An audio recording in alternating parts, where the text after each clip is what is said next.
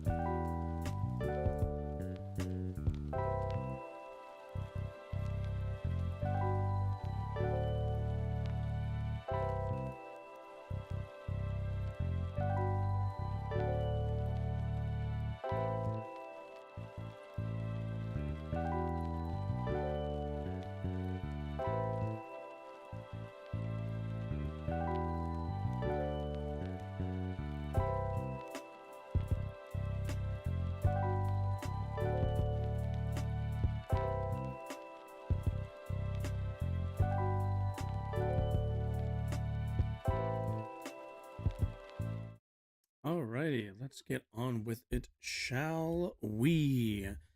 How is everyone doing? How is everyone doing? Okay.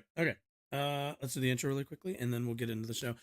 Good morning, good afternoon, good evening, whenever you might be watching this. My name is Josh, and welcome to my channel. On here, we talk news, we talk politics, we talk current events. So I think I mentioned last stream, Thursday, 7 o'clock, not realizing that Guardians 3 comes out tonight. So today we're doing a fun midday stream. We got some some fun topics today, and we're not going to start out with fun, but I think we'll kind of get to some fun, a little bit more lighthearted stuff. All right, let's take a look at the list I got here. So we're going to start out with the vigilante killing in the New York subway I think it was just happened like yesterday, I believe. So we'll go over that. We're gonna kind of check in on the campaign of to take down Bud Light. So gonna take a look at that. If we have time. Well, I try to protect you. I'm sorry. See, now that I have this floofy thing on top of the mic, which is good for it's good for sound and stuff, but unfortunately it makes it really hard. The mute button is like here, and you have to like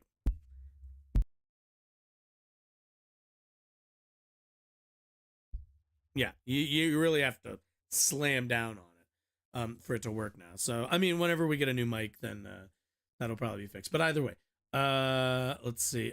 Then after we watch some Bud Light Cope, I want to take a look at. So Ben Shapiro's not the biggest fan of rap music, but it seems like he found a rapper that he likes. So we're gonna take a look at that. And then if we have time, we're going to watch a video on the state of modern video games and gaming in general. But let's just jump right into the topic at hand, shall we? Let me get my article going. Actually, we'll watch the video first and then read the article. Okay. Let me grab some water real quick. Excellent. All right. New York City is known for a lot of things. Pizza, the subway system, the mafia, due to prohibition, the first Avengers movie, Wall Street. What else? What else is New York known for? Right. So now New York subways are also going to be known for the place in which a homeless man was choked to death on a subway car for the justification of being kind of annoying. Let's take a look. As far as I've seen, I have not seen too much of this, but let's take a look at the video, and then we'll read an article from the New York Times to kind of get a better look at what all went down. Now to the fallout after a man was killed in a chokehold by a bystander in a New York City subway car. Whit Johnson is on the scene for us at the subway stop where it all happened. Good morning, Whit. I believe he wants to be known as Vengeance. Robin, good morning. This case is already getting strong reaction on all sides. New York City has had a number of alarming incidents recently on the subway, but this time when a passenger decided to take matters into his own hands, it resulted in a man's death. A warning now. This is what happens. Is disturbing. This morning, authorities now investigating this deadly chokehold caught on camera on a New York City subway. Witnesses say Jordan Neely, who is believed to be homeless, was shouting and threatening passengers when a 24-year-old Marine veteran jumps in, placing Neely in a chokehold. The disturbing video of Monday's altercation shows the veteran lying beneath Neely, holding him in a headlock position as the 30-year-old struggles. That's not a headlock. That's a... Okay. That's a sleeper hold. Eventually loses That's a fucking rear... Well, it's a rear naked choke, actually. Dead at the hospital. A medical examiner ruling it a homicide by compression to his neck. Because what people are constantly given is this narrative that homeless people are dangerous. People think that they can take matters into their own hands. Some protesters gathering Wednesday calling for an arrest. The man who pinned Neely down was questioned and then released, telling investigators he was trying to help his fellow passengers who felt scared and threatened. Neely is recognizable to some in New York City as a Michael Jackson impersonator. I was wondering, I saw a picture in Times Square. Records show he'd been arrested more than 40 times on the subway. Mayor Eric Adams urging patience as the DA investigates. I was a former transit police officer, and I responded to many jobs where you had... I have not heard great things about Eric Adams from some people who live in New York City. Very much a cop mayor. Had a passenger from what I understand. Someone, and so we cannot just blatantly say what a passenger should or should not do in a situation like that. We should allow the investigation to take its course. Now, authorities say in addition to his dozens of prior arrests, Neely also had a documented history of mental health-related issues. The Coalition for the Homeless called this a complete travesty and said this is another failure of providing critical mental health services to the homeless population. George. Okay, well, thanks. All right, so let's tackle this from two different places, shall we? Let's I'll let the video play a little bit. Let's tackle this from a few different angles here. All right, so what should the passengers be doing while, we'll put on this, we'll do this. What should the passengers be doing in this situation? So we have laws against vigilantism. The reason why we have those laws is because we came to a decision long ago in this country that we cannot allow citizens to enforce the law amongst themselves. The reason for that is simply that people are untrained.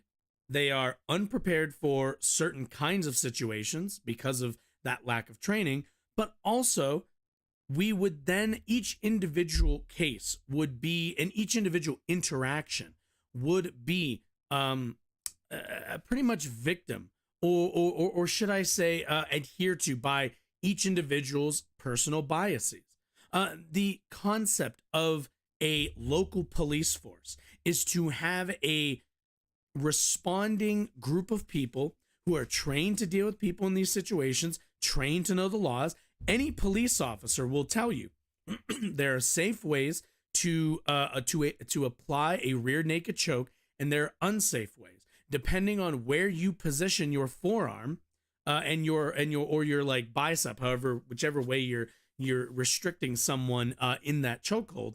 There are two different ways. You can put them to sleep by, I believe it's pretty much putting pressure down on their trachea. I could be wrong about the exact organ but it's in here. It was pretty much you push pressure upon that and it knocks somebody out, puts them to sleep.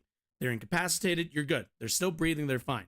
The alternative is going fully under someone's neck and choking and basically choking them out.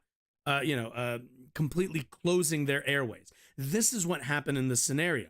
Now, this person is a veteran, a former Marine and whatnot. They should know the difference in this scenario, in this small interpersonal interaction. I would think that a veteran would kind of know the difference between a dangerous, life-threatening chokehold and a sleeper hold, essentially. But regardless of what his personal training is, the expectation that any normal American is going to know that or should know that, I think is a bit unreasonable. That is a threshold that I think most people would say not everyone needs or is going to volunteer to know. And it's why we have police. In this case, this person was, this person was yelling at people. It sounded like they threatened them. We're going to read an article. Hopefully that gives us a little bit more information. But obviously we'll say that they were causing quite a scene, clearly enough that somebody decided to restrain them. And I really don't have a problem from a, in general of somebody, if they believe that, somebody else is acting erratic and dangerously, to subdue that person.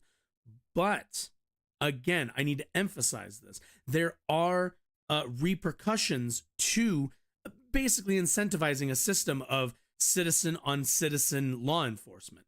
Again, not all citizens know all the laws. Not all citizens know all the chokeholds. You see it all the time where people, act a certain way and they get knocked the fuck out in the streets. And what happens sometimes? Sometimes they get knocked out. Sometimes they get knocked out. And I think I remember seeing one. Here's a good example is I remember there was like some customer getting really mouthy with the service staff. And they got really aggressive with somebody, and a passerby, another customer, came by and decked them in the back of the fucking, like, from behind and knocked their bitch ass out. Now, do I think that person should have done that? I'm not 100% sure. But there is an argument to be made, or at the very least, there's like look, if you're going to cause a stir, if you're going to act violently or erratically towards people, don't be surprised when somebody sits your ass down. But, and this is, there is that angle of the argument. But incentivizing that can be incredibly dangerous because one person's erratic behavior is another person's, non-erratic behavior. One person's erratic behavior is another person just sitting on the subway while, let's be honest here, not being a race that somebody might like. Just we're unfortunately, these situations are victims to the biases of people. So, vigilante justice, and we all, when people are being assholes and they get knocked out, that's one thing, right? But what's the consequence? What's the other consequence of that, right? Because I've seen it before, also in same type of videos.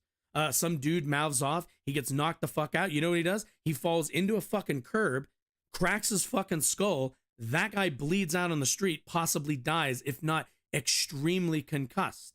And the reason we have police is to handle these situations. If somebody is acting erratically on the subway, leave them the fuck alone.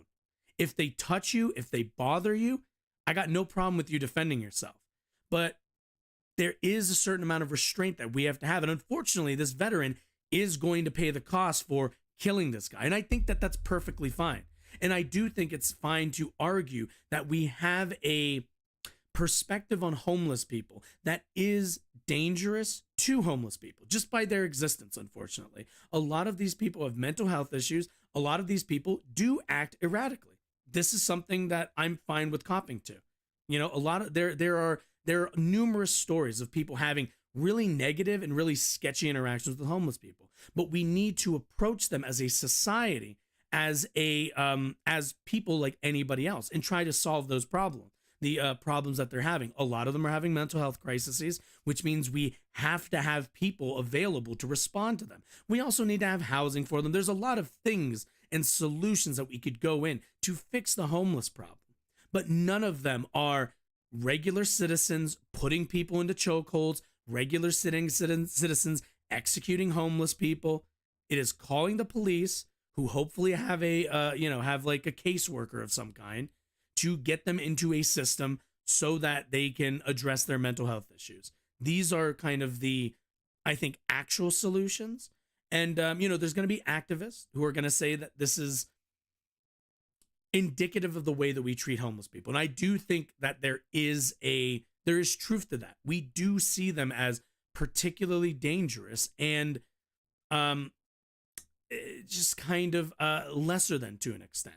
And we need to fix that. Yeah. And in terms of cops on the subway, I think there should be police on the subway, the same way there should be police, on the streets and everywhere else. But we also need to, I think police and, mental health specialists as a combo are would be the best solution, because unfortunately, and this is a problem we have in policing in this country. Unfortunately, we leave a lot of things up to police, a lot of interactions that they are not trained for, and that they are, quite frankly, not really applicable to. They don't have the tools to deal with some of these things. So we need to reform policing and what we expect and kind of what we ask of police also. That also goes along with the, a handful of other police reforms that I'd like to see. But, we make police what they are, and it needs to suit our needs as a citizenry, as a population. But anyway, let's read the article. Let's see if we get any more details before I spend too much time on it. Subway rider choke homeless man to death. Medical examiner rules. Jordan Neely died after a man held him in a chokehold on Wednesday. The medical examiner's office said the cause of death was compression of the neck, ruled it a homicide. Yeah. Unfortunately, and let's be clear, this veteran is probably going to get convicted, most likely, and that's really unfortunate. But this is the risk you take, not calling the cops and taking actions in your own hands. The death of a New York City subway rider who was placed in a chokehold by another passenger on Monday was ruled a homicide. The city's medical examiner confirmed on Wednesday evening. Okay, so the medical examiner came out on Wednesday. The actual thing happened on Monday. Gotcha.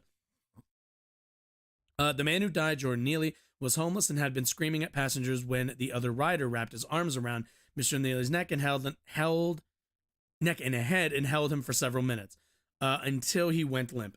Mr. Neely died from compression to his neck as a result of the chokehold, according to Julie Bolker, a spokeswoman for the medical examiner. There's no reason. Okay, so, details are going to be, I think, a little, what's the word? Foggy. And the idea that this person held them for several minutes, I don't know what they mean by several, because to knock somebody out by compressing their trachea, again, I don't remember. It's up here. It's a nerve that's up here. It might be the trachea, it might not. But compressing that, you can put somebody to sleep within 20 seconds. Like it's very quick. Putting something in a chokehold takes a much longer time. Takes probably around 1 to 2 minutes as they gasp for air. The process, the entire process of getting knocked out or getting choked out, very, very different things. And it's why also chokeholds are banned for the police in what's it called? In New York, I believe. Unless I'm pretty sure after Eric Gardner, they got rid of chokeholds because it's just unsafe.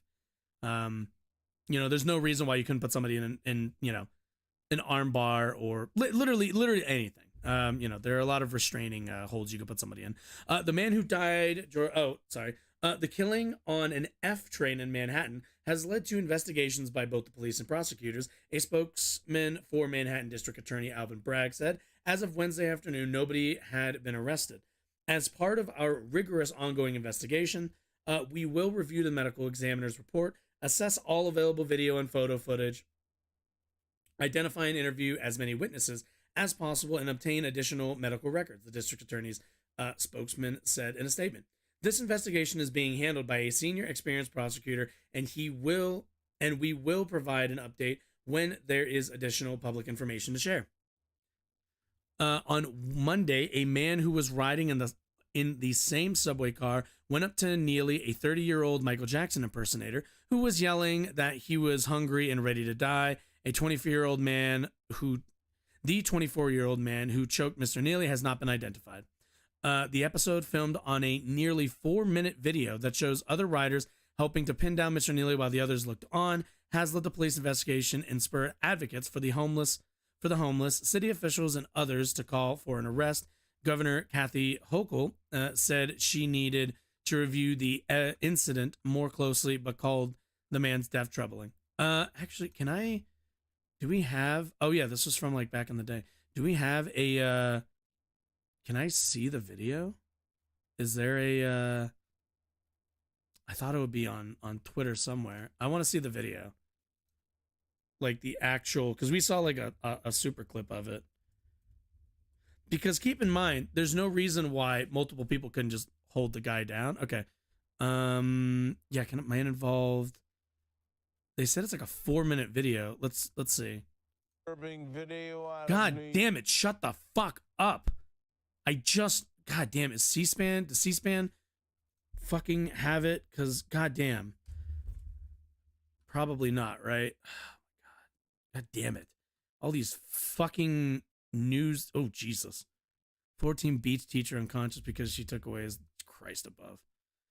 Okay, do you shut the fuck up? Thank you. Okay. It's just the video's audio is fucked. Okay. How am I supposed to, oh wait, no. I'm stupid. Sorry. I had this on 1 at 0.5. Okay.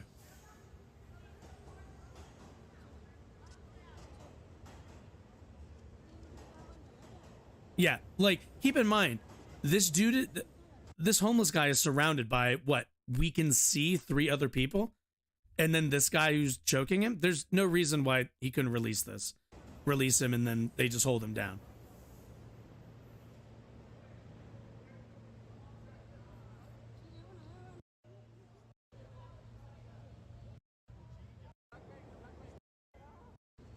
Yeah, like, these people are either fucking idiots and didn't just tell him, hey, you can release the hold, we'll just hold him, or they didn't care.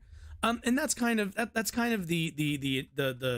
thing that homeless advocates are really upset by, is that there was this just kind of onlooker energy from the people watching this guy die. Let's see, deeply disturbing. Yeah. The incident comes as the city grapples with how to reduce both crime and the number of people with mental illness living on the streets, while also respecting the rights of its most vulnerable residents. The two issues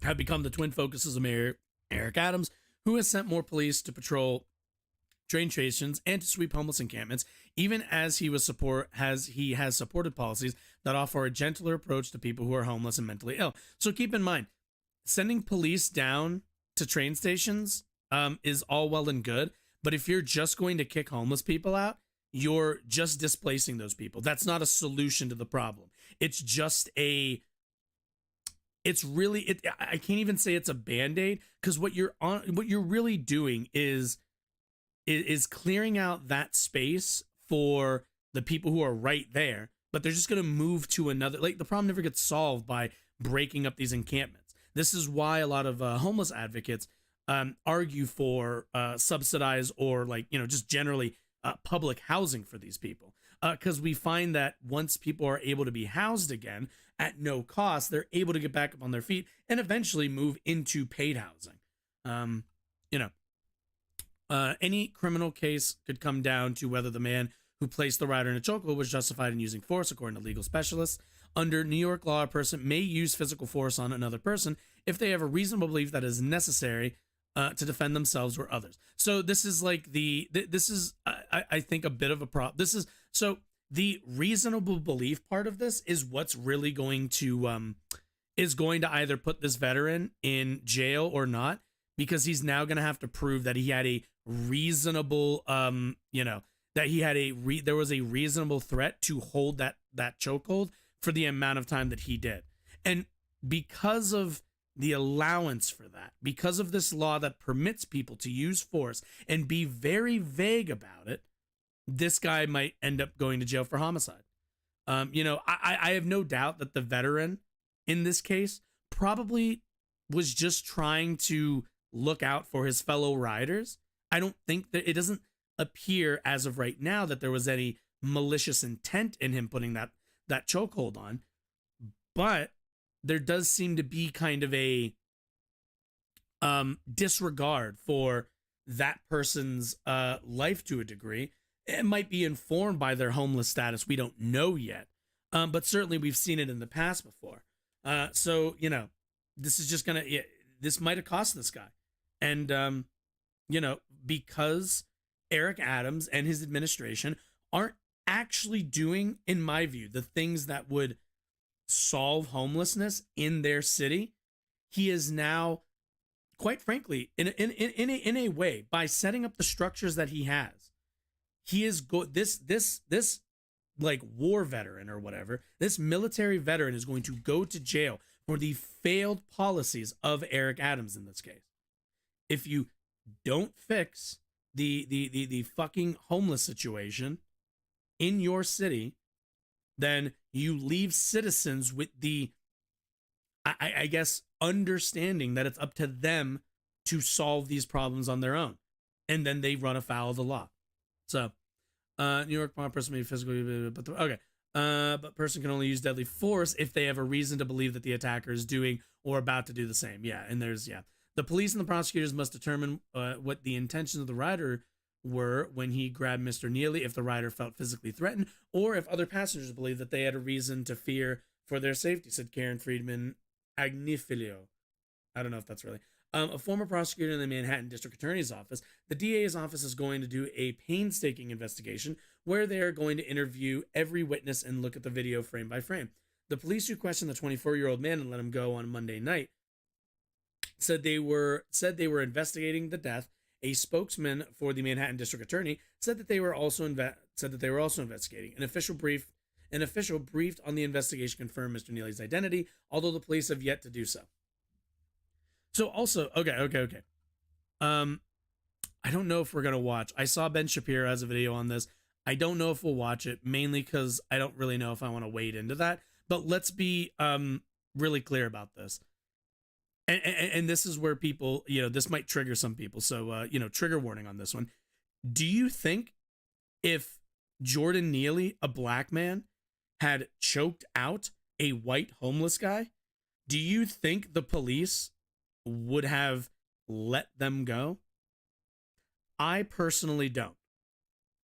There doesn't seem to be, especially here in the U.S., a history of black, suspects being allowed to leave a crime scene after a pretty open and obvious crime has been committed.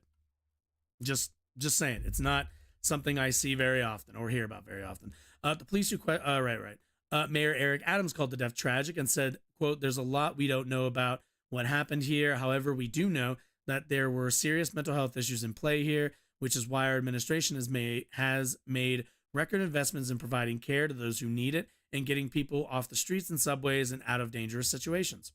There were signs that the debate about the outcome had already begun on CNN. The mayor urged caution, rebutting a statement by Representative Alexandria Ocasio-Cortez that Mr. Neely had been murdered. Well, if it's a homicide, then yeah, that is kind of what happened. He added, quote, "I don't think that's very responsible at the time where we're still investigating the situation. Let's let the DA conduct his investigation with the law enforcement officials." Homeless advocates stood behind the victim. Quote, "There was no empathy on that train car," said Kareem Walker, an organizing and outreach specialist at the Urban Justice Center who works with people who are homeless. "There should be accountability for the death of Mr. Neely," he said. Yeah, absolutely. You can say whatever you want about, homelessness policy, but certainly, I think it's indisputable that there was no empathy for that person while they were being slowly choked to death. Quote, he did not need to, nor did he deserve to die in the manner that he did. That's what really scares me, and that's what really breaks my heart. Witnesses said that Mr. Neely was acting in a, quote, hostile and erratic manner toward the passengers on the train, according to police. Juan Alberto Vasquez, a freelance journalist who was riding on the train and who shot the video, said the victim was yelling about being hungry and thirsty. "I don't mind going to jail and getting life in prison," Mr. Vasquez recalled him saying, "I'm ready to die." And keep in mind, if he's like hungry and thirsty, he's probably just going to steal somebody's water bottle, which I know this will sound unreasonable, but honest to God, like, they're homeless. You could probably just throw them your water bottle and you'll be fine. Obviously, if you have like a metal one or like your own personal one, sure. But like, there's been tons of times I've gone outside of like 7-Elevens and I'll just buy them coffee or hot chocolate when it's hot or when it's like freezing outside or snowing or something. Like, being nice to people doesn't really, like, I get that there's a cost associated with it. You got to spend a few extra dollars, but that kind of empathy I think goes a long way in our relationship to homeless people, in the way that we approach them and see them. If that dude was like, "Oh, screaming, I'm hungry," then, if somebody may have perked up and be like, "Yo, do you want like some food? I have some food I'm willing to share with you." This entire situation could have been avoided. Absolutely. Yeah. That's just, let's see. Okay. That kind of language might have led to other passengers to believe that Mr. Neely was going to do something violent, said Ton Spodek, a criminal defense lawyer. "I imagine that the collective feeling on the train was that something was happening." And let's be clear, a collective anxiety over this is not an excuse to kill a guy. It's just not. The case raises questions about how people respond to actions of the, quote, poor and unhoused, and most especially those perceived as suffering from mental illness, said Christopher Fee, an English professor at Gettysburg College. who teaches about homelessness. Those bystanders may have felt threatened by the victim, but they were not, in fact, attacked by him. Still, they watched him die. Left-leaning politicians called the death of Mr. Neely, who was black, a quote lynching by the other rider who appeared to be white. Okay, there's a reason why people use this kind of the language of lynching for this. There's a reason why, and the reason is rhetoric and to grab your attention. That's why. You can say, is that accurate? Probably not. I don't think that would be an accurate description of a lynching unless we're saying lynching is just the killing of any black person by a white person, which I don't really think we need a term for that. That's just murder. And also lynching implies a racial element to this. We don't know if there is or if there isn't. We just know that there seems to be a disregard for the homeless people. A disproportionate amount happen to be black. But all of that said, the reason why this language is used is to catch your eye and to catch your attention. The goal of activists is to, is to do the pay attention. They want, their goal is to get your attention, to like inform you of of something that is happening that they are trying to stop. And sometimes, it's for, they're trying to, they're activists on both sides, obviously, for sides that want to stop things and sides that want to promote things. So, but that's the whole point. That's why you word things like that. It's no different than, it's no different than how I do, titles in, on YouTube videos, or anybody really does. You want to catch the attention of somebody to communicate your broader point. Now, how far you're willing to go is a different conversation, but there's nothing necessarily wrong with that. Let's see. Adrian Adams, the city council speaker, said in a statement that the legal system's initial response to Mr. Neely's killing was disturbing and put, quote, on display for the world the double standards that black people and other people of color continue to face, adding, the perceptions of black people have long been interpreted through a distorted, racialized lens that aims to justify violence against us. Yeah, I mean, keep in mind, there's a long history of people being made nervous just kind of through the existence of a black person in their vicinity. This happened, I believe, this happened in the past with women's restrooms. There were white women who were intimidated by black women entering into the same bathrooms at a time because they were just intimidated by the nature of a black woman being, and they used a lot of the same excuses and a lot of the same arguments that people do now for trans women. So this is the lens in which how we view blackness in America is unique to the United States and to our society. And quite frankly, we need to investigate that, and we need to think harder about the way that we interpret black people just being. And we'll kind of look at a piece of that a little bit later on. We'll look at a piece of kind of what I'm talking about. I think the Shapiro video that we are going to watch later, absolutely, will kind of demonstrate what I mean by that. The reaction of bystanders reflects what can happen to many when they witness a crisis. Sorry, said Lee Ann Deshawn Cook, assistant professor of social work at Juanita? Yeah, no, that's Juanita College, whatever. Mr. Vasquez says, appears that Mr. Neely was suffocating, but after learning he died, he became troubled by what he had seen. Oh yeah, wait.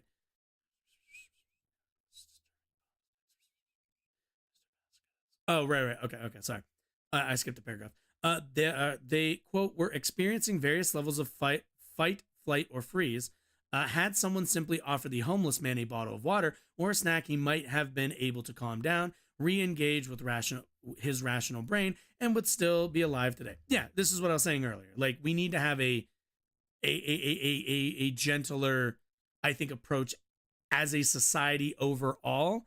Not to say that every interaction should be approached with that. Sometimes there is danger, but we can't always approach every interaction we have as if there is danger. Workers from the Bowery Residents Committee, which does homeless outreach in the subways, had known Mr. Neely since 2017, according to a person familiar with his history with social services. A team had spotted him on the subway as recently as March 22nd. He appeared to be struggling with both mental illness and substance use abuse, according to his records. At one point, he lived at a safe haven shelter, which has more privacy and fewer restrictions than other shelters. Until recent years, the subway was where Mr. Neely had felt happy and free to perform as a dancer, said his friend Moses Harper, an artist who met Mr. Neely in 2009 when he was 16 years old. Mr. Neely would dress up as Michael Jackson during his Thriller stage and ride the trains moonwalking in front of commuters. Mr. Neely and Miss Harper, who also impersonates Michael Jackson, bonded over being street artists. Miss Harper said she lost touch with Mr. Neely until she saw him again on a cold day in 2016, walking through the subway cars with his head down. The two left the station and walked several blocks together, talking. Okay, this is more. Okay.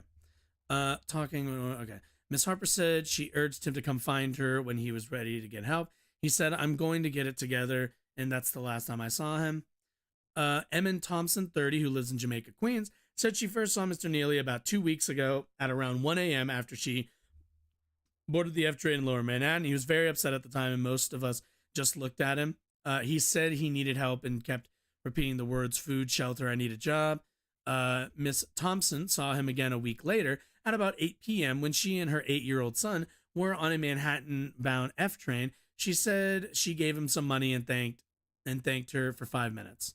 And he thanked her for 5 minutes. Mr. Neely seemed tired. Miss Thompson said and told her he was embarrassed. He was embarrassed that he had not showered. I could tell he was at his wit's end. He didn't look as if he wanted to beg, and he looked mad that he even had to do that. Yeah, nobody. It really bothers me. It really, really fucking bothers me when people do this pretend being homeless is great meme. It's really fucking damaging. And it's really fucking delusional also. The idea that like there are people who think that, it must be great to be homeless. I just hang out on the like in the hot ass sun and people will pay me to just stand there. And it's like, do you think you make anywhere near the amount of money you make for your hourly wage? Is that what you think? You think every hour consistently somebody is coming to give that person 15, 20 bucks consistently? No. Like it's ridiculous. We need to respond better to homeless people, and we need to respond as individuals, or at least as a society. We need to broadly as individuals. All of us could stand to be a little bit more empathetic toward all of us. But as a society and as the legal structures that we build for ourselves, we need to be better about approaching homeless people and understanding where they're coming from in the moments that they're in and what we can actually do to reduce danger and reduce harm in those situations. But either way, this is, a man is dead. Another man is probably going to go to jail. And it's all, and I said it earlier, it's because our elected officials are just not really all that interested in solving the problem. It's just not something that they want to put money towards. And that's a priorities thing. That is a priorities that is how we've set our priorities here in the United States. But anyway, that's it. That was pretty solid. I don't know. Let's see. What are we at? 44 minutes. I think that's a solid segment. Okay. Let's take a look. Okay, so I've been fascinated. Or maybe not fascinated, but I've been really enjoying the delusion from the right wing over their Bud Light, Anheuser-Busch boycott. According to them, they've been doing amazing. It's been working. It's really been working. And one of the people who's been on the forefront of this has been Tim Pool. I always keep an eye on Tim Pool. Just because the guy puts out a lot of content. I'll give him that. If nothing else, hardworking content creator right here. But somebody, he's been pretty consistent on constantly updating us on what's been going on with Anheuser-Busch, how much this boycott has affected them. So let's kind of like check in, and then we'll get a little bit of a different look. We'll get a bit of a different perspective on it afterwards.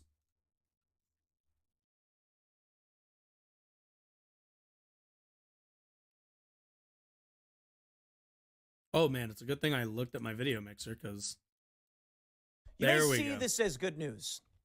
The CEO of Anheuser-Busch finally addressing the Dylan Mulvaney controversy, disavowing.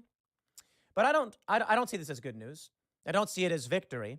I see it as a company doubling down on their disdain for you. Amazing. The video of this is Anheuser-Busch disavows Dylan Mulvaney, but still refuses to apologize. Bud Light brand is dying.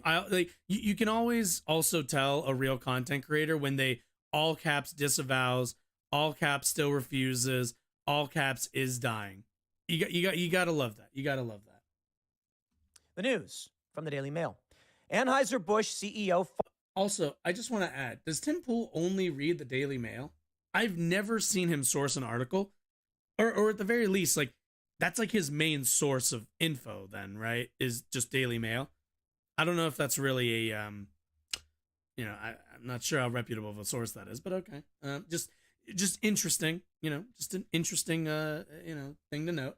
Finally disavows Dylan Mulvaney Bud Light partnership and says, quote, "It was not a campaign," after firm sent letter to retailers blaming an outside ad agency for approving it without management awareness, as sales crashed 26%. Now, of course, the story that's going around is people saying, "Aha, we're winning. I don't see that. I'll put it this way. This is true. I don't see if their sales are down 26% and they still will not apologize to you, it's not winning.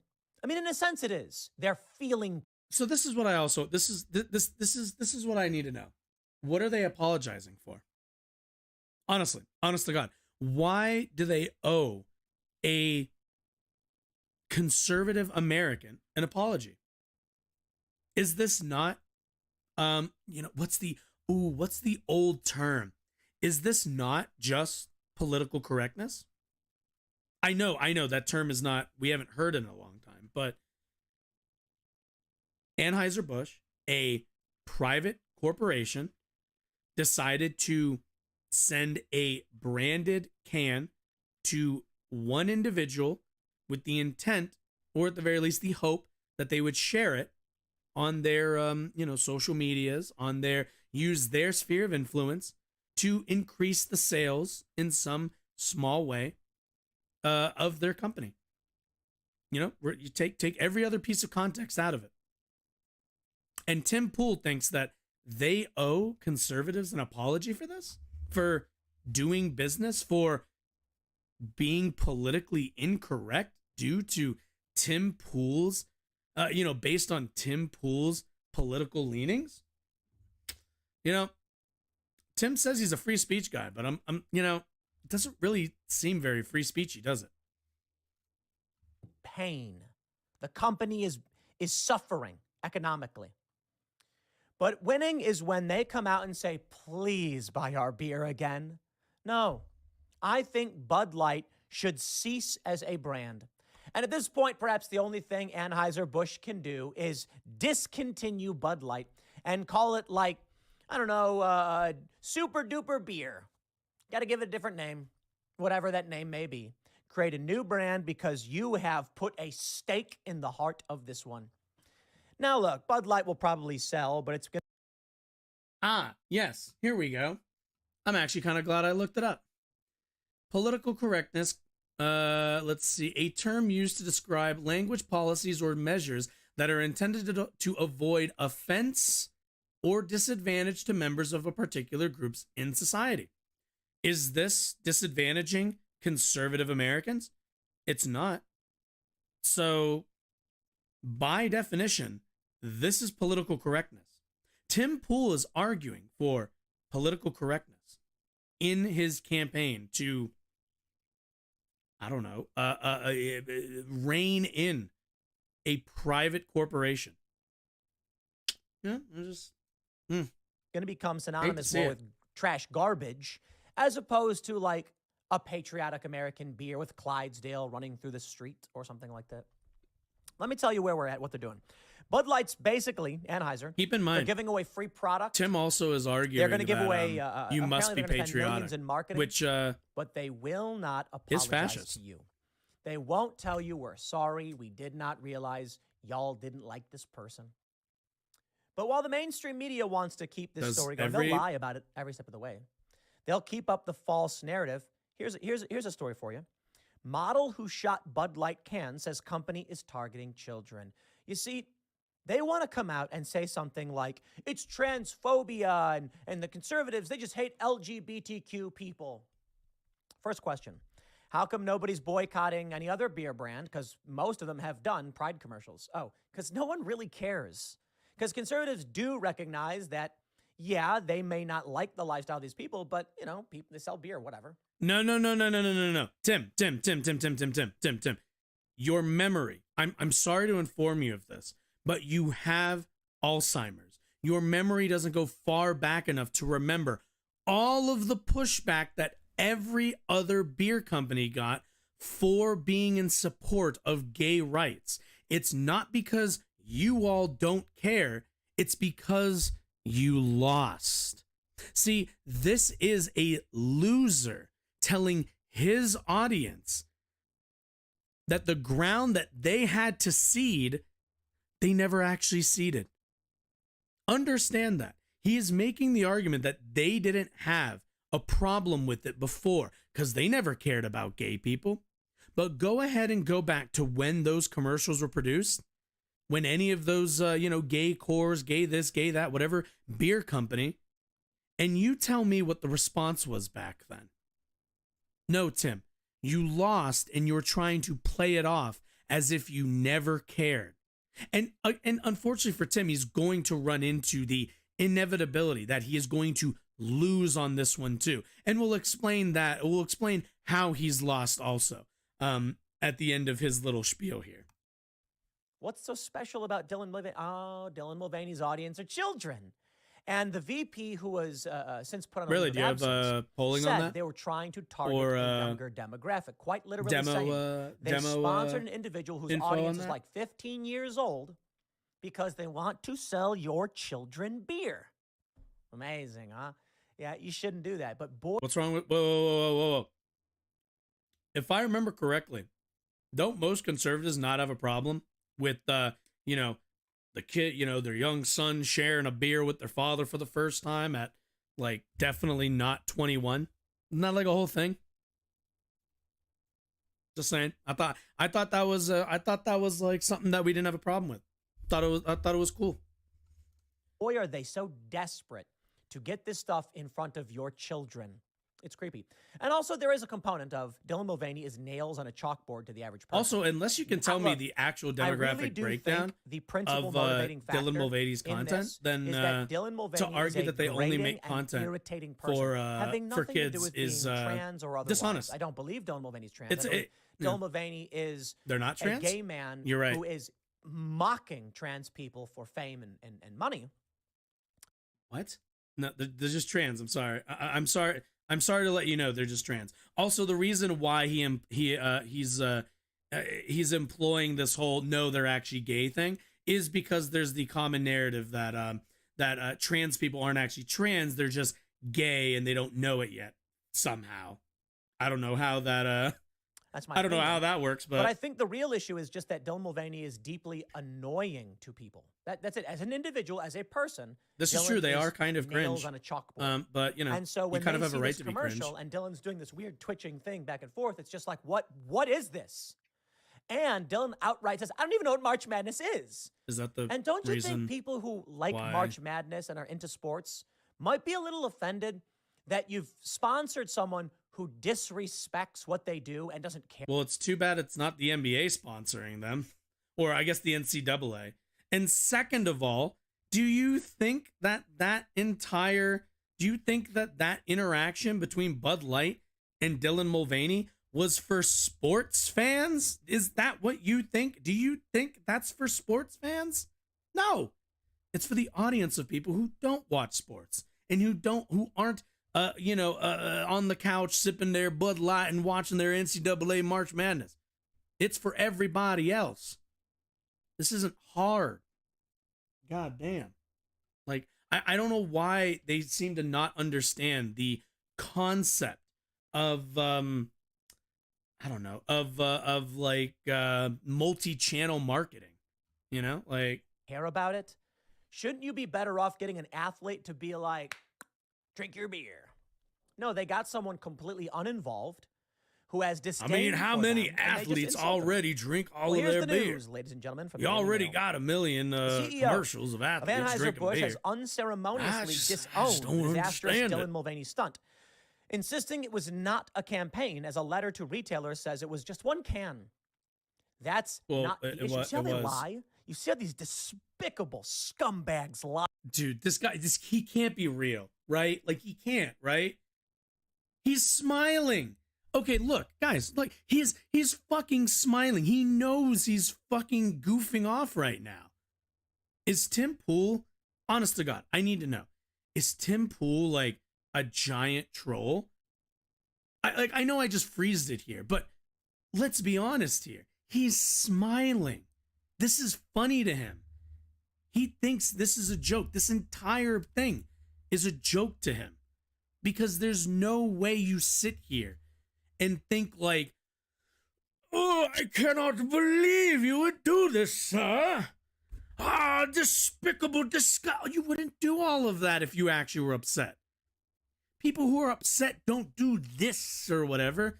This is when you want to communicate in a visual manner, like an outlandish amount of disgust. This is like an aesthetic thing. This is like a theater kid thing. You want somebody who's pissed. They're going to be fucking like angry. Is Tim Pool angry? He's playing angry. God damn. I genuinely don't know if he's just like a grifter or not, but I'm starting to think that at least on this case, he's definitely a grifter. It wasn't one can. It was a video of Dylan Mulvaney with a bunch of cans doing weird things. And people. One second.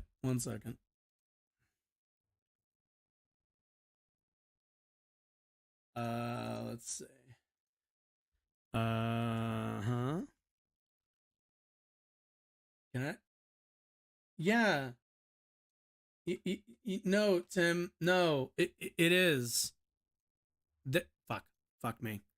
There's one can. Why is this so hard for people?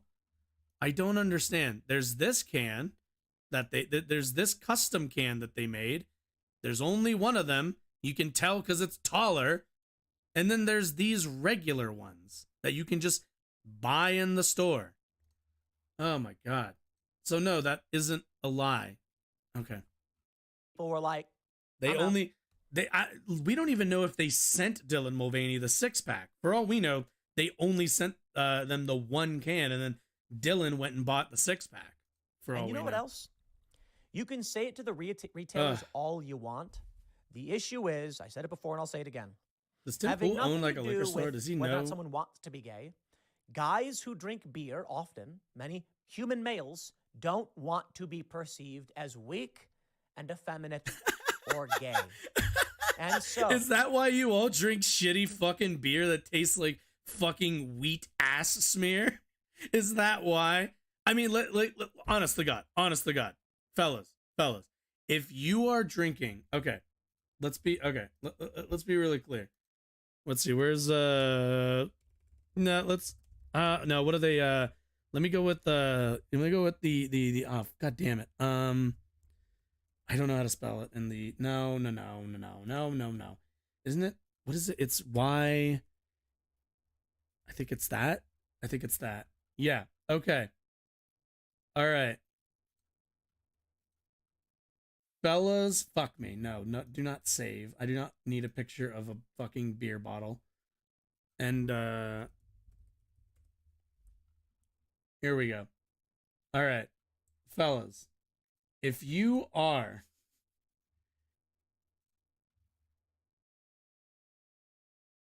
Oh no, that's too small. Fuck. Okay, let's see. Can I zoom in and it'll we'll get the point.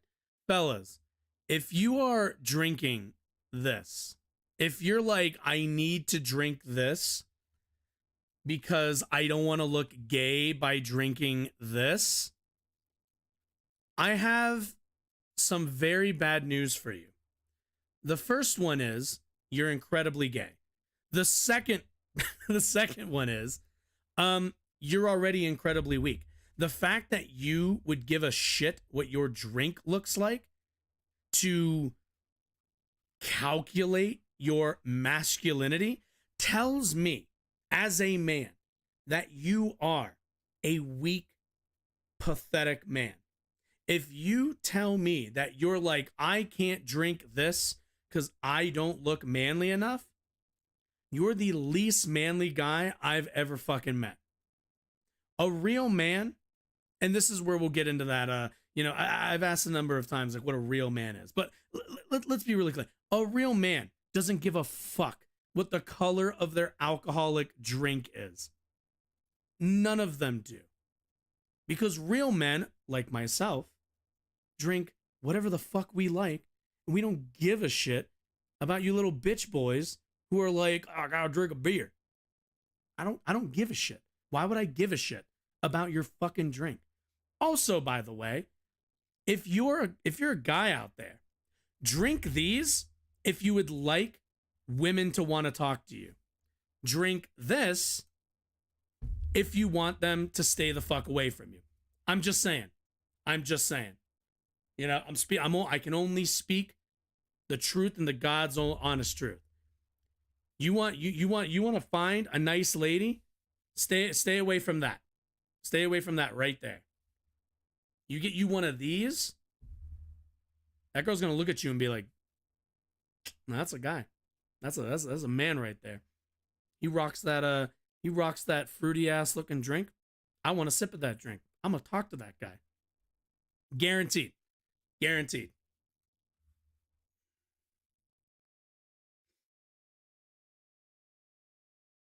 You don't have to. As a man, guess what? You glitter bomb and rhinestone your car if you want to. Being a man, honest to God, is about doing what you want to do and doing it with confidence. That's what everybody actually means when they say real men. They mean confident men, strong, confident men. And there is nothing more, what's the word? Attractive to a woman and to anybody in general than a confident person who is not constantly thinking about how manly they look. We can always tell when you're insecure. And when you're insecure, you're not confident. And when you're not confident, you're not as successful with the ladies. When you decided to sponsor Dylan Mulvaney, whether intentionally or not, you told all of the 40-year-old men who would drink a Bud Light, if you drink this, you will look like a homosexual man. And then they said, I don't want to look that way. I don't want to be seen that way. Is that what they said? I don't want to be associated. How many with people this. do you think actually saw the Dylan Mulvaney Michael DeCaris addressed partnership the mass video backlash thing? over working with Mulvaney. How many first time does he think all women investors. like DeCaris told investors there watch was Dylan misinformation Mulvaney? spreading on social media about the company's team up with Mulvaney. This is according true. to Fox Business. He added that the company is providing direct financial support to the frontline workers impacted by the boycott. Oh, man, keep it up. Do not buy this garbage beer. Because you see what they're doing? They're trying to subsidize. I mean, it's always been failure. garbage. Did you notice also they all like do like the Bud Light's garbage anyway? I didn't hear you guys ever say that before. Somehow the beer is good enough and garbage. The beer is garbage, regardless of whether Dylan Mulvaney is sponsored by it, which they're not. But it's worse beer. It's somehow gotten worse because of that fact. Like it was never garbage beer before this until right now. And now suddenly it's garbage beer. It's always been garbage beer. We will continue to learn, meet the moment in time, all be stronger, and we work tirelessly to do what we do best, bringing people together over a beer and creating a future of more cheers. The disastrous marketing bid has seen sales for the American flagship beer plummet 26%. despite Anheuser-Busch They reporting keep talking first quarter about that earnings number, of 1.65 despite- billion. Let's put a dent in that number. You see, the boycott Good luck started with in that. quarter 2. So we're not going to see quarter 2 earnings for some time. But how about this? We don't got to do anything other than not buy their beer, and Coors Light is sitting right there. If you I just love it. I love it so much. I hope Coors Light comes out and is like actively very supportive of trans people. I would love if they did that. That would be so fucking funny. But yeah, like Coors Light, whoa, crazy. Coors Light, amazing. Totally not woke beer. Totally not woke beer, Coors Light. Fucking idiots. Okay. Let's dispense with this. Let's dispense with this notion that Tim Pool knows what he's talking about. All I could do at this point is...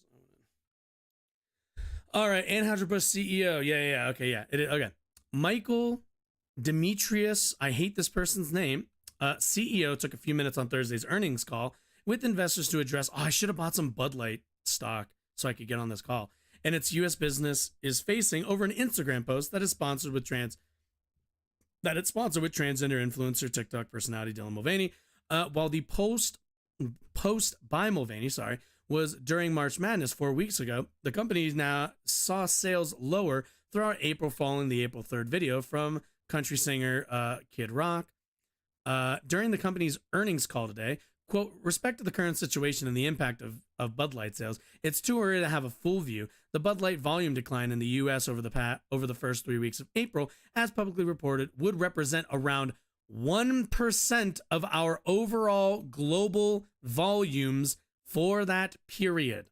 I want everyone to understand, as much as Tim Pool wants to pretend that the boycott is working, that they're really it's 1%.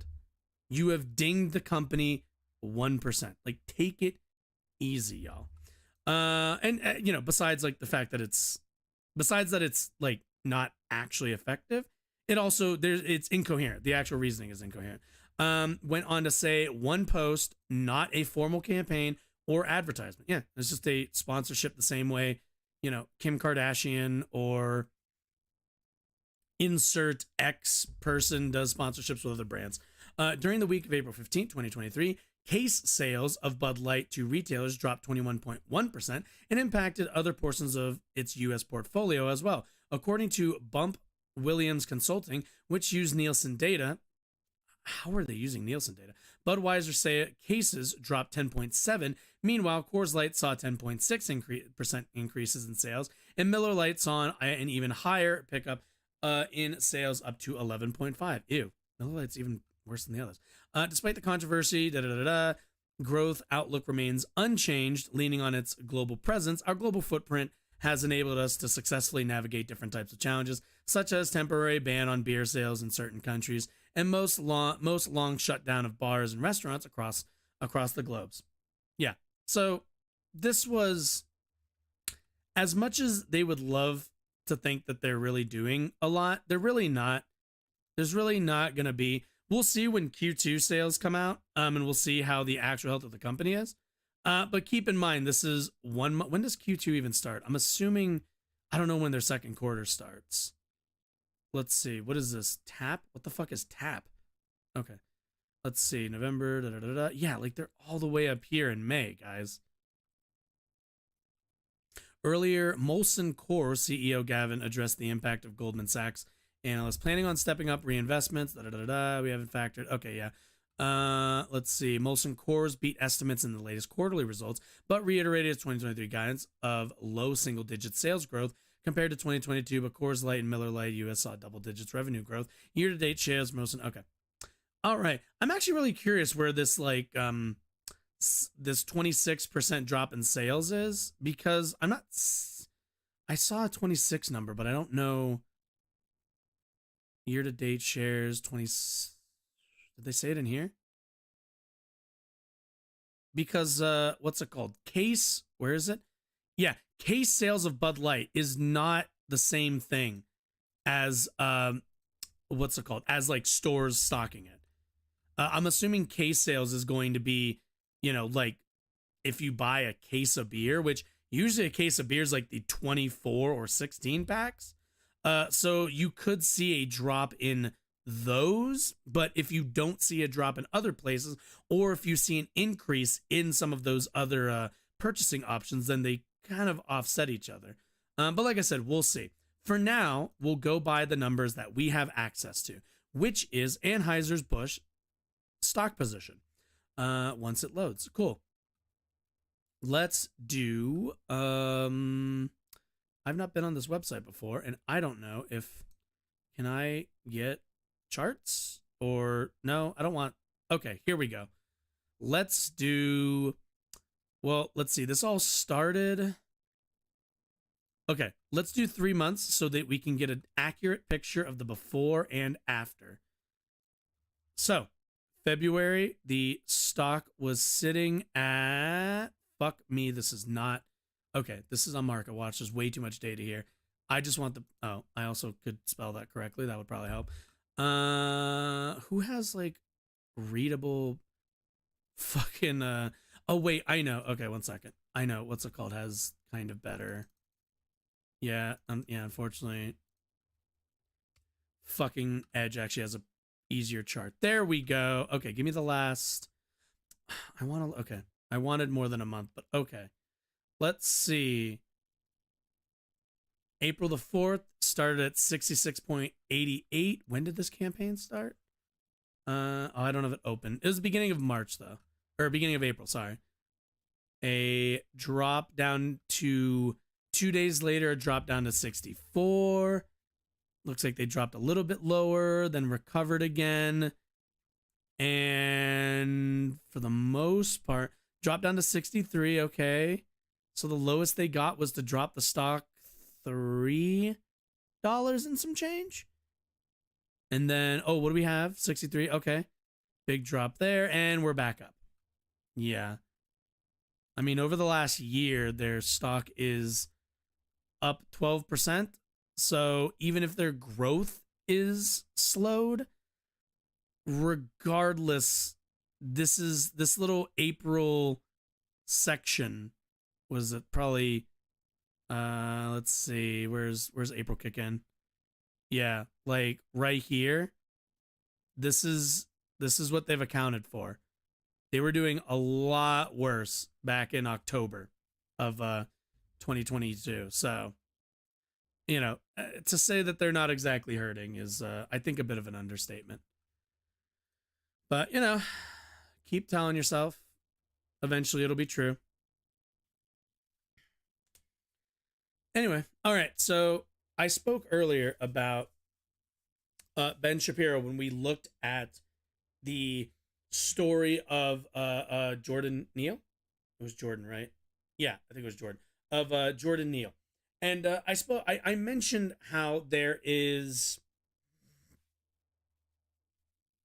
the way that we look and interrogate Black culture and kind of Black existence here in the United States.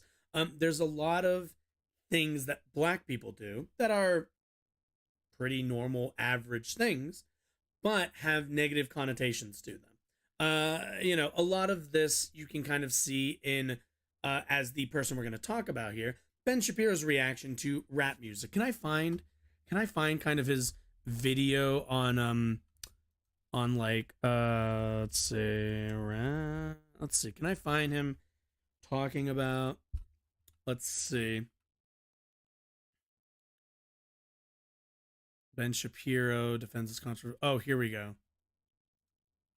I just wanted to ask you about a recent comment that you made on The Daily Show where you claimed that rap is not music.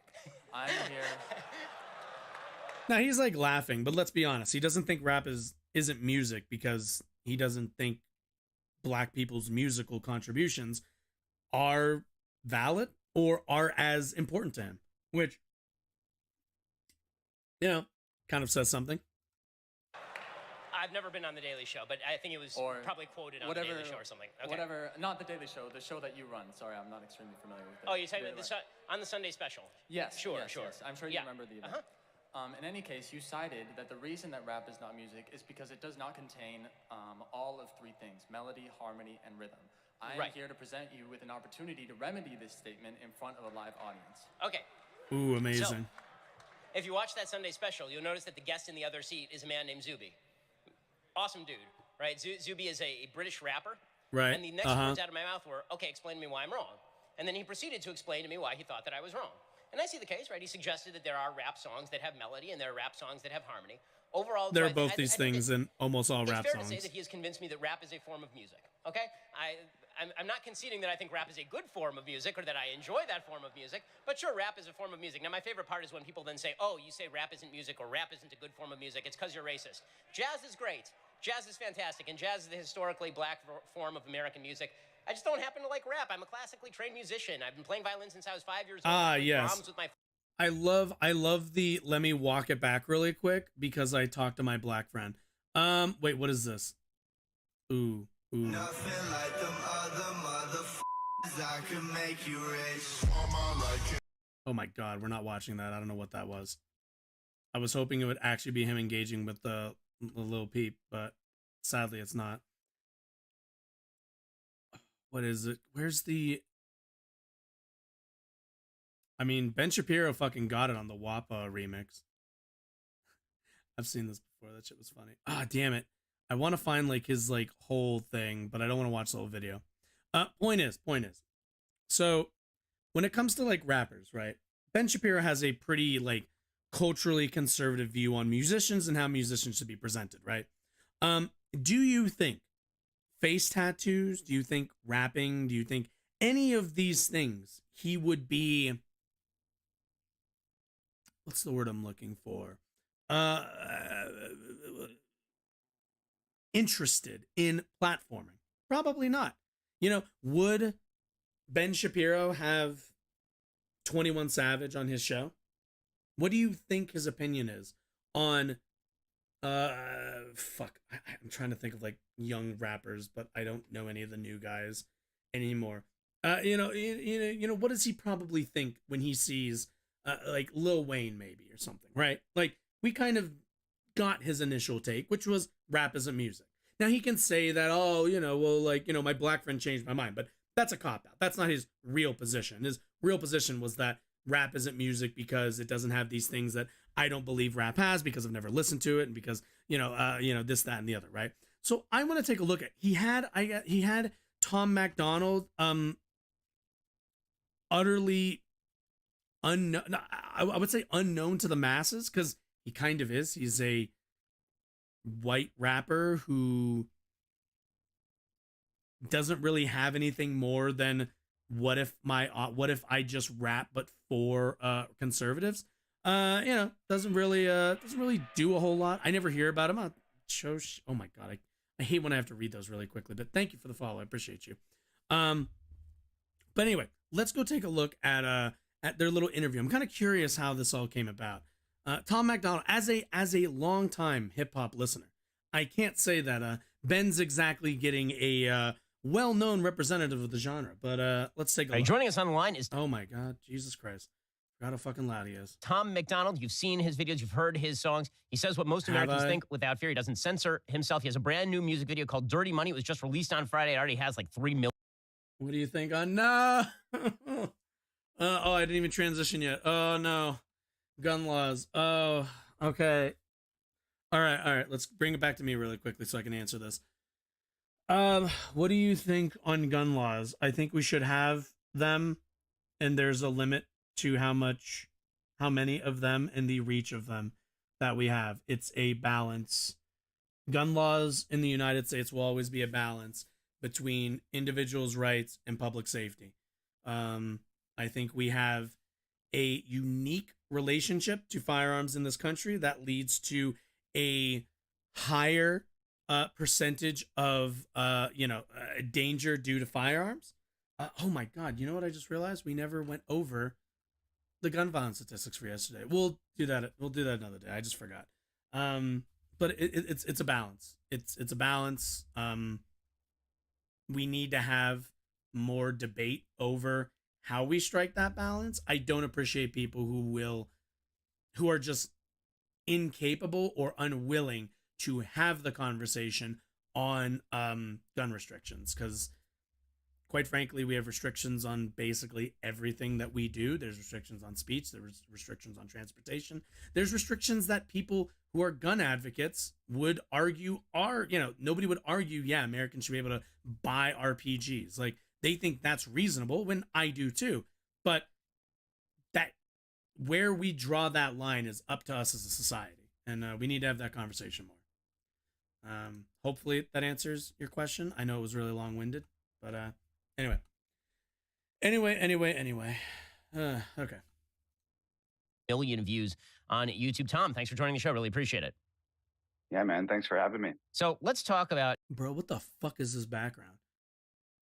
Why is there a bunch of Apple boxes, my guy? Got a guitar. Got a weird-ass Donald Duck looking ass. I was wondering because I am left, but guns have saved my life. Yeah. Oh, that's good. There are appropriate situations for guns. It's just what those situations, I think, are fewer and far between than I think most people would. I think most people think that they're going to be put into more situations where they need to use guns, and that's not to say that they won't, but it's just a balance. I want to leave it at that because we're not doing a gun talk today, but it is a balance. If you'd like, I have videos on my YouTube channel that should be linked somewhere on here, and I have multiple videos talking about guns and gun laws and stuff like that. It's just not a topic right now. I don't want to not answer, but step at the talk that I'm on right now. But anyway, keep in mind. Also, I think I said this earlier. Like, would Ben Shapiro allow somebody with fucking face tattoos and treat them with this much reverence? Probably not, right? I think that's a pretty fair your music career originally happened, because it's very rare to spot anybody remotely near the music industry who does not simply follow the left-wing line on pretty much all the issues. But you very vocally do not. So how'd you get where you are? Well, Canadian, I think the key to everything has been I'm totally independent. I have no ties to the music industry whatsoever. I've sort of created my own little ecosystem outside of the music industry. I produce all of my music. I write all my songs. My girlfriend shoots all my videos. We distribute my music independently. There is no affiliation with any record label, manager, PR team, marketing, publicist, distro, nothing. So it's just us. And I've been doing it for about 10 years. Wait, this dude was a pro wrestler? All-Star. Have I heard of this person? No, I don't think so. Although he does look like a current AEW wrestler. And just like you said, man, I'm making music about the things that I think people are afraid to talk about. That's amazing. I mean, the response has been absolutely incredible. You can see it from the number of views on all of your music videos. So how do you go about writing a song? Both musically and then also in terms of the lyrics. Which do you do first? You do the music first, the lyrics first, and where are you getting sort of the material from?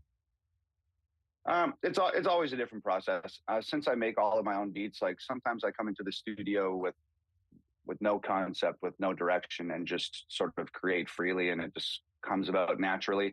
But like a lot of people out there, I think we're just sort of bombarded with like information these days, whether it's the news or the newspaper or on the internet or on social media. It's just like this constant bombardment of headlines and stuff happening in the world. So I'm just taking all of this information in and digesting it as best as I can. And, sometimes regurgitating it back out into songs of my thoughts and feelings about what the fuck. This dude believes that there's rappers being cloned by the Illuminati. I'm reading his Wikipedia page right now. It's kind of wild. Fucking crazy. Okay, yeah. So from what I gather, just kind of briefly looking around at his Wikipedia page, it seems like he just kind of does it seems like most of his rapping is just, I watched some reactionary right-wing content and then wrote songs about it. I really wonder a lot of times how much of, because, okay, so rap as a genre, right? Rap as a genre and hip-hop as a culture are ones that are centered and based around people's lived experiences. Usually people coming from much more meager means. The reason for that, and the reason why you can distinguish hip hop as a culture and rap as a genre of music from others in that kind of way, is because there is a minimalist approach to a lot of the music. It's why a lot of rap and hip hop is built on like the 808 and Beats machines, because those are low budget machines that you can get a lot of function out of for a lower price. You don't have to buy incredibly expensive instruments, and just to play the guitar you have to buy the guitar, you have to play like a lot of the switches and everything else to go into that. Instead, all you need in hip hop is a microphone, some kind of recording equipment, and usually just a beat machine, which again is only really one cost. It's a lot lower barrier for entry. And what a lot of people who started, back in the 1970s, if we're talking about like, Grandmaster Flash and stuff, guys like that, a lot of old hip hop comes from a lot of people kind of rapping about their lives and about their experiences in the inner city. It's where the genre kind of is born from. And it's always going to be, I think, a genre of music that is steeped in the environment, or I say influenced by the environment in which the musician grew up in or came up in, one could say. That's kind of how I think you can really distinguish hip hop from a lot of other music cultures.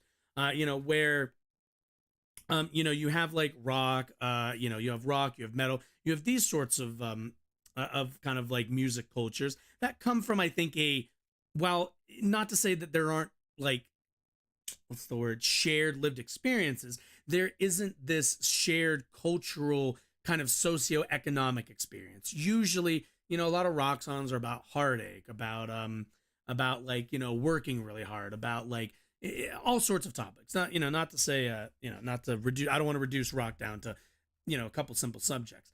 But the real difference between hip hop is going to be the socioeconomic kind of relationship that the artist has, that they're getting out the message through their music, right?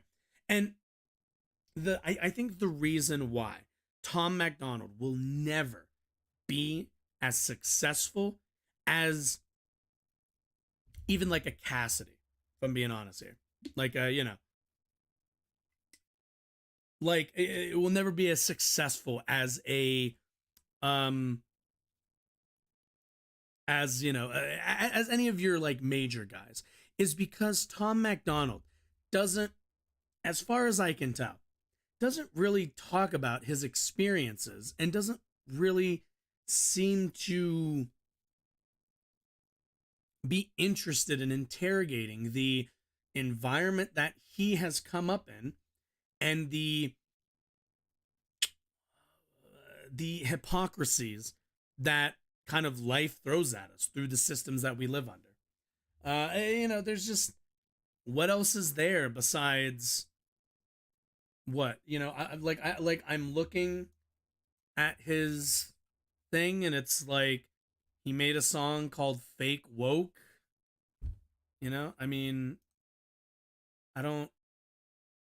Song written, produced, performed, conservative new, yeah. Promoted Fake Woke on a series, yeah. Song begins isolated. Oh my god. Disses Cardi B as a role model, because again, this is reactionary music. This is music where my opinion is only oppositional to other people's genuinely held opinions. And it's why he's not popular. It's why he's never going to get anywhere. They'll do fine in like these little pockets, and, Fox News and other online conservatives will, will continue to, kind of prop him up. But just like, conservative book writers who all end up on the New York Times bestseller list, that's all he's really going to get. He's going to get the participation trophy by the right for parroting their rhetoric and their talking points and saying kind of nothing, speaking to none of his life experiences, none of his struggles, none of his anything. It's just pity party for myself. MAGA Trump saves the dude. I swear this MAGA Trump person's like always here. Or do you just jump from stream to stream saying that, or they're coming in with uneducated dumb opinions? Requires the least talent. Sure, it certainly requires the least amount of monetary investment. I'm here for a second time. Yeah, I've seen you before. I wish I had the time. I'd bring you on. We could have a talk about something, but I don't have the time on, sadly, today. About what's going on in the world today. So, yeah, I think it's pretty hard, like, to not feel. I hear a knock. Yes? Your AirPods. Here, I got you. Your AirPods. River, you can go. I mean, it'd be kind of... Maybe she'll be quiet. Ugh. All right, anyway. You don't need an instrument to rap. You don't even need a good voice to rap. Well, it's because rapping is not about instrumentation. In that... Recite poems. Well, yeah, that's what lyricists do. You do know that's what all singers do, right? Like, they're singers who don't always play instruments because their talent is singing. You know, the mark of good talent in rap is your writing ability. It's a what's the word? It's an exercise in your lyricism, in your wordplay, in your prose, essentially. That's what rapping is.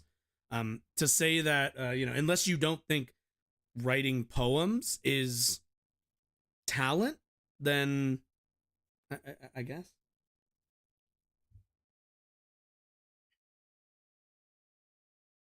Do you have like background? Do you have a background in music? Because I have. Oh, it is talent. Okay, that's hard. Yeah. So what? So what's the argument here?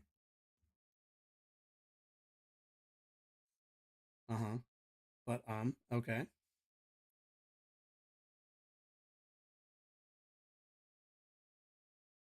Also, again, you're arguing that hip hop requires the least amount of talent. Hip hop as a culture, I'm assuming you mean rap music and not hip hop. Hip hop's the culture, rap is the actual music that the culture creates. Rap, in terms of like the other musical genres, are far more complex than that. Well, yeah, there's a reason for that.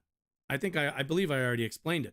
The reason why rap as a genre is, at the very least, from an instrumental standpoint, not as complex, is because it relies on much lower, basically like means.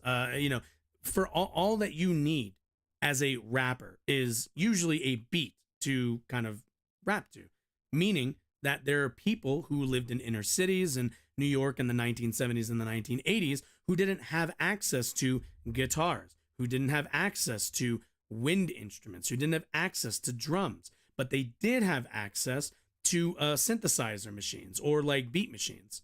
And because those were the resources that was available to them, they made do with what they had.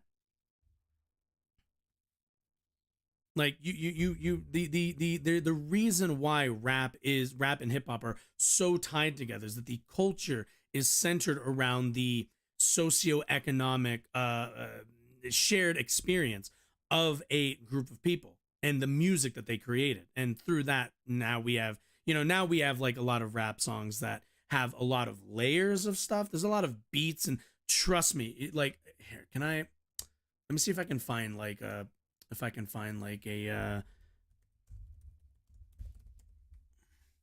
saying that they use since is generous. Well, no, it's just factual.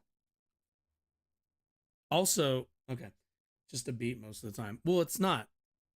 So unfortunately, as somebody who's been listening, also, have you ever seen, like, I'm not sure if you've ever seen it, But if you've ever like seen what the software to use any of this looks like, this is what it looks like. So if you've ever seen a picture of a studio, there's an entire table full of 1 million different knobs and 1 million different input devices. They have to fit all of that onto usually a few computers. And this is like in the beginning. And this is kind of the origins of where people pick up the genre. You're working from you're working the same kind of way I am. I'm running this entire stream is running off of a laptop. I don't have a big rig and everything else. I have to work within my means. And the same for the genre. You have to fit all of these plugins, all of it, to make beats, to have I've tried to produce music. It's not easy at all. At all. If you've ever like just dabbled with it a little bit, go into a Guitar Center, go to the DJ section and mess around with the equipment there. It takes a lot of it, like most of it is self-learned education to actually put together like a decent beat and actually put something together that isn't just like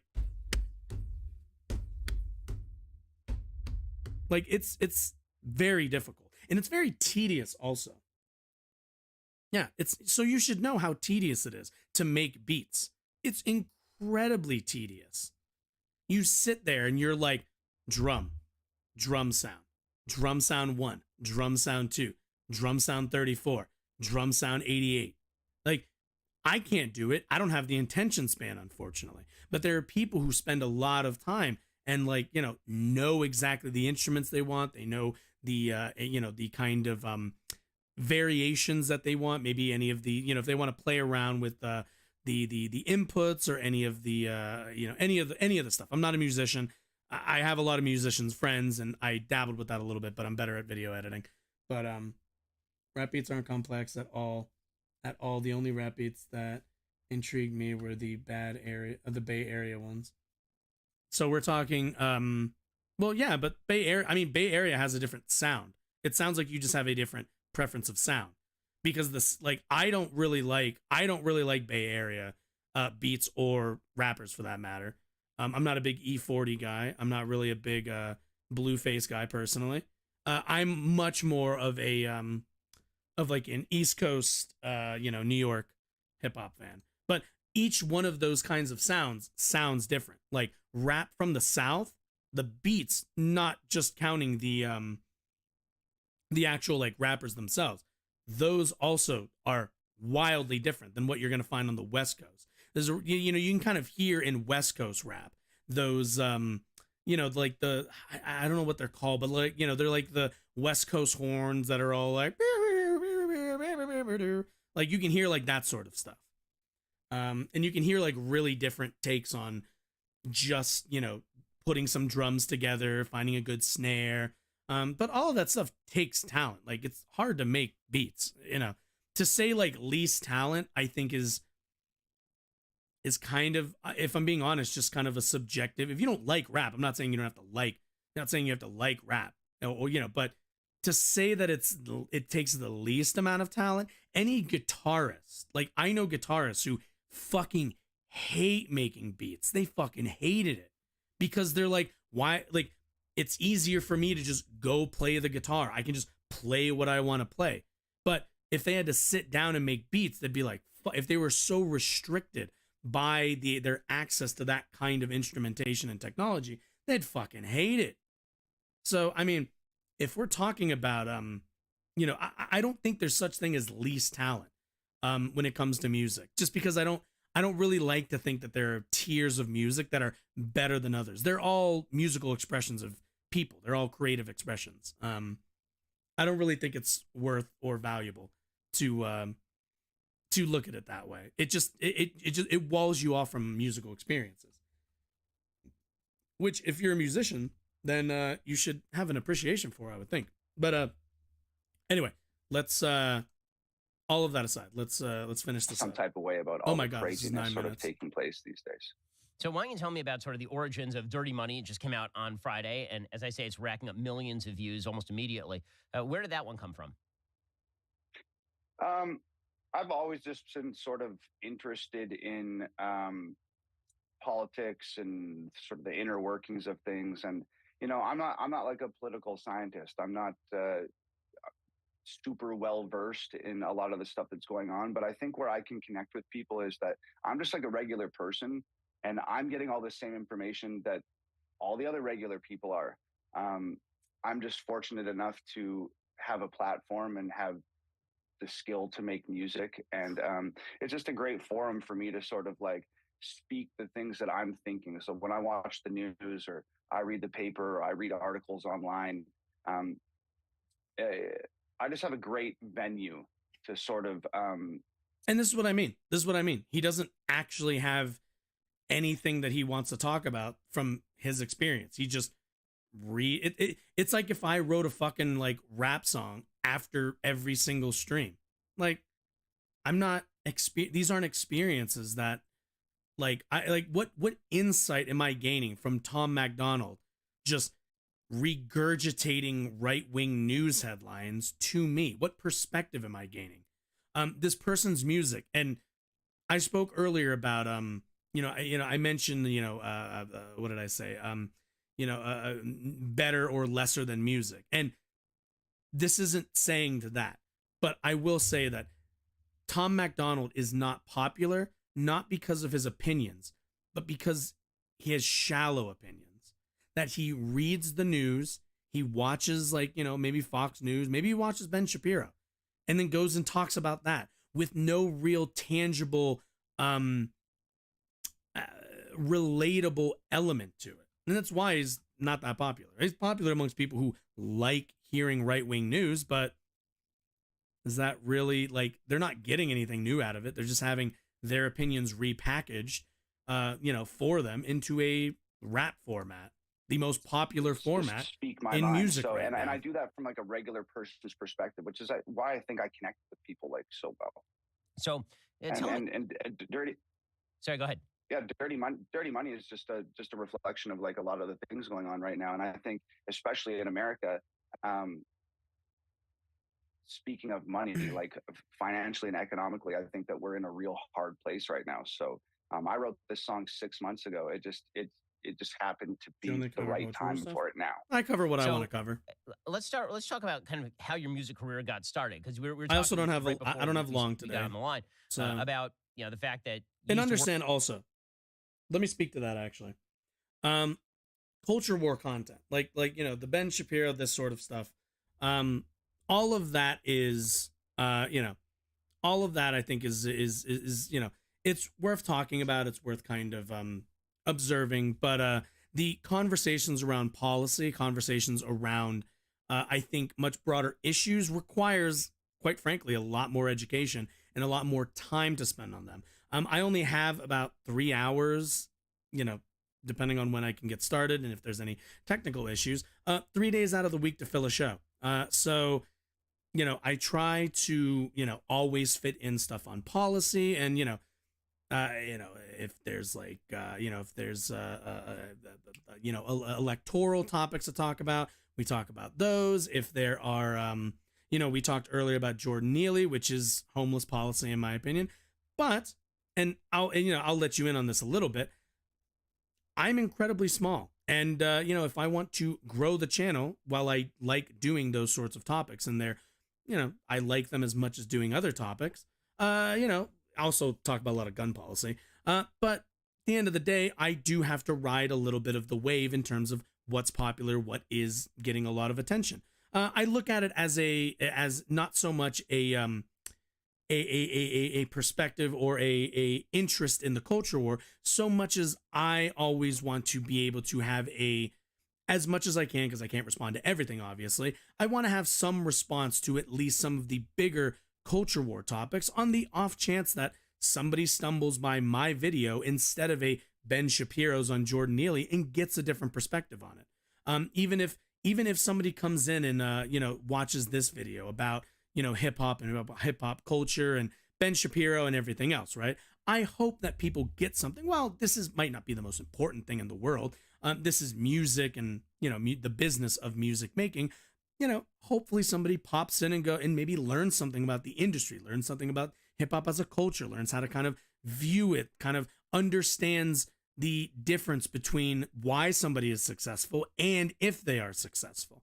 And like, you know, Tom MacDonald will probably tell you, I'm not successful because of, because I say conservative stuff, which may or may not be true, but it doesn't need to be about his conservatism to me. It's all about, to me, his relatability and his ability to reach people and his actual, the things that he's actually saying and the quality and the value of what he's saying. If all he's saying is regurgitating, if all he is repeating right-wing news points because he sees it on, he reads it in the newspaper, he sees it when he turns on his computer, he sees, oh, trans person wins race in like London Marathon, I'll write a song about that. But was he at the London Marathon? Can he give me some detail to describe it? And that's why I think he's not popular, not because he's conservative.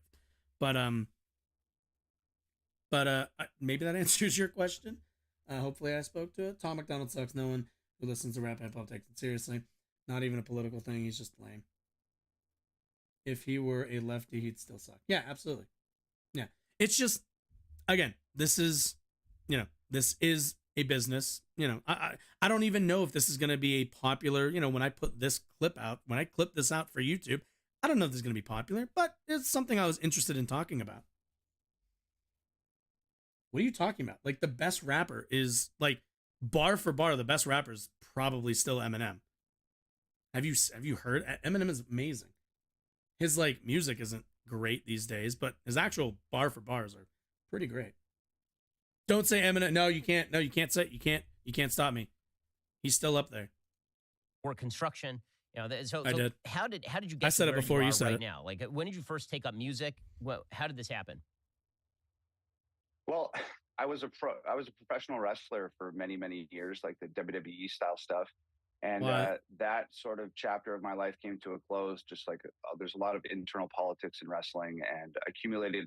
There's so injuries, much politics in wrestling. This is true. And I'd always been sort know. of writing poetry and writing rock songs. Didn't have the voice. It wasn't a Robert Plant, Joe Cocker vocalist. But I still needed an outlet, and I had been writing music. So rap and hip hop just was sort of the natural direction for somebody that didn't have a big rock star frontman voice. So got into rap and hip hop, made the exact same music as everybody else for many years, probably 6 or 7 years. Everything was about cars and clothes and money and girls and partying and all that stuff. And well, yeah, not everybody is gifted with a good singing voice, unfortunately.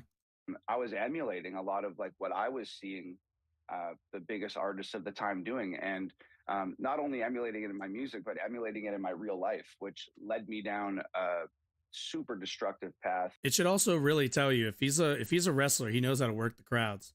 He might just be working here, brother. Which sort of culminated with like a little bit of a bout with alcoholism, which sort of led to a little bit of a mental breakdown. And that took me like 9 months to close to a year to rehab myself from that. So now I'm completely sober, and I sort of coming out of that dark place. It gave me an opportunity to sort of examine what do I care about, and what do I want to make in my music, and who do I want to talk to with my music. And I just sort of made the decision, like I don't want to make music that's going to damage other people, like the music I was listening to damaged me. So now I'm here, sober as a judge, making what the world has deemed to be super controversial music, but it's just stuff that I truly care about. So how'd you get into American politics in the first place? You're from Canada. Okay. I just want to point out, for anybody who's not a wrestling fan, there's a current wrestler who looks just like Tom. It's kind of uncanny. His name is Trench, I think. He's on All Elite Wrestling. It's kind of wild that he tells me that he has like a wrestling background, and then I'm reminded of this dude. Very convenient, to say the least. Maybe he's just he put on some like prosthetics, some like facial prosthetics that look slightly different and still wrestles. Who knows? Okay. Anyway, keep going. Canada, right? You're from our northern neighbor. Yeah. So what got you into American politics? Better answer. Well, they worked for Grandmaster. I think that the whole world is sort of into American politics from childhood.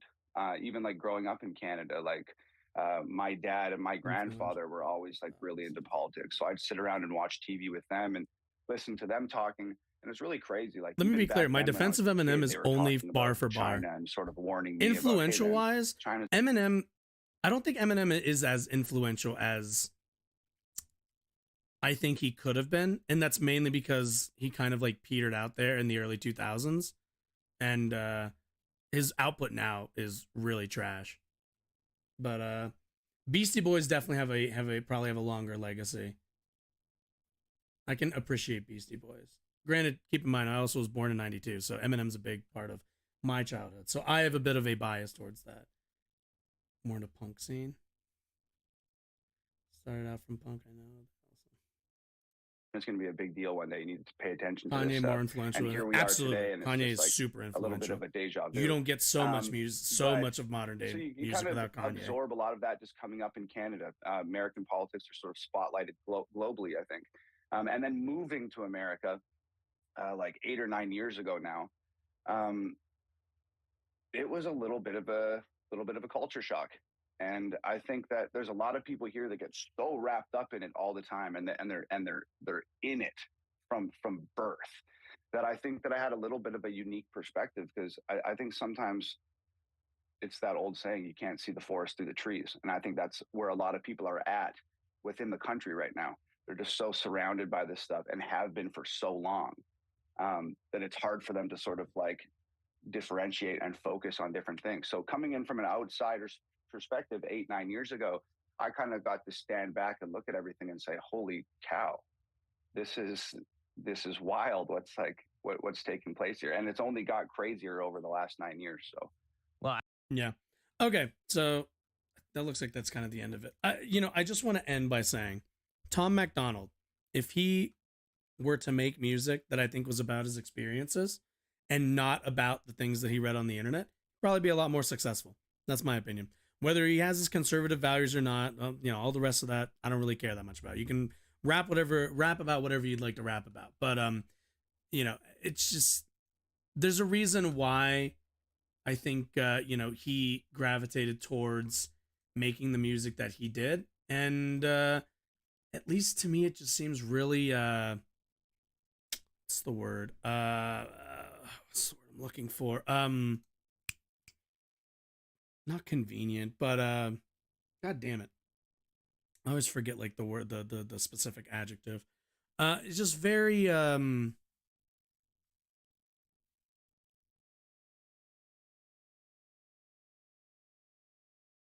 planned, I guess. I can't think of the word right now. Very, very like kind of planned, very it just feels like he's like not even in, it feels like he's like a right wing plant, not even like an industry plant, just like a right wing plant of like, all right, how do we if we can influence the young kids with the rap musics that they like, but just with the opinions that we would prefer.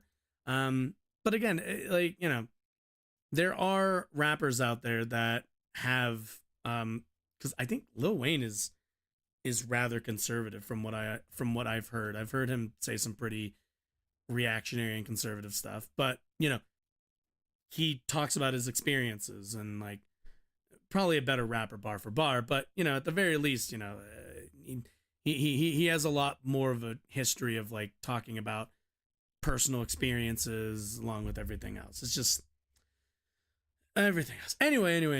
Okay. Let me read the last of these. What's going on?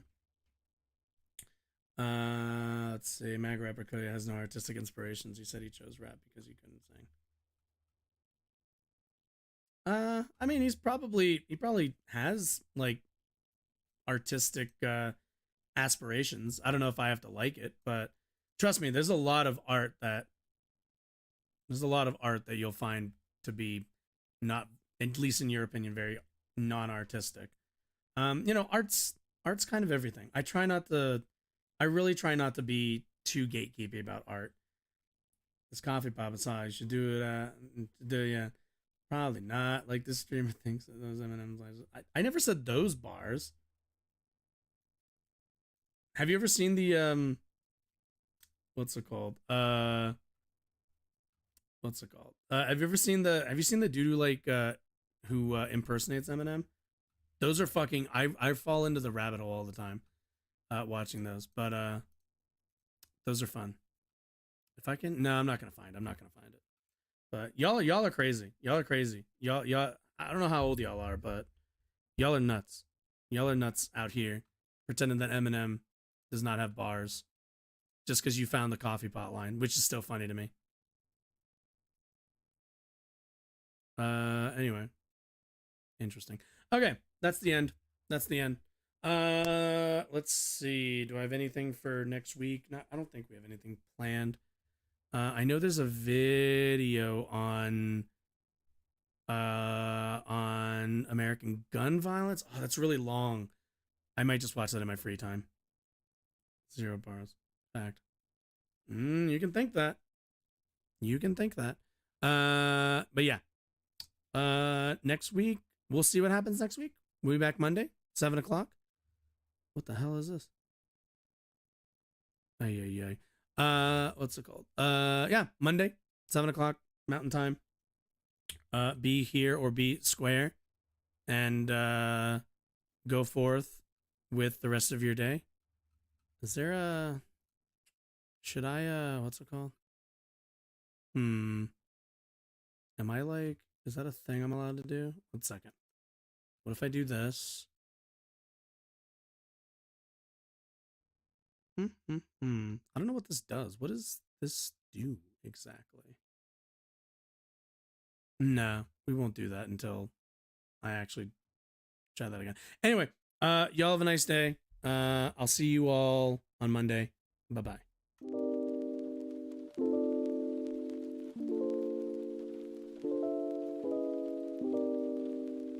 I'm going to be fine with your jokes, but I'm not sure about Dark Brandon.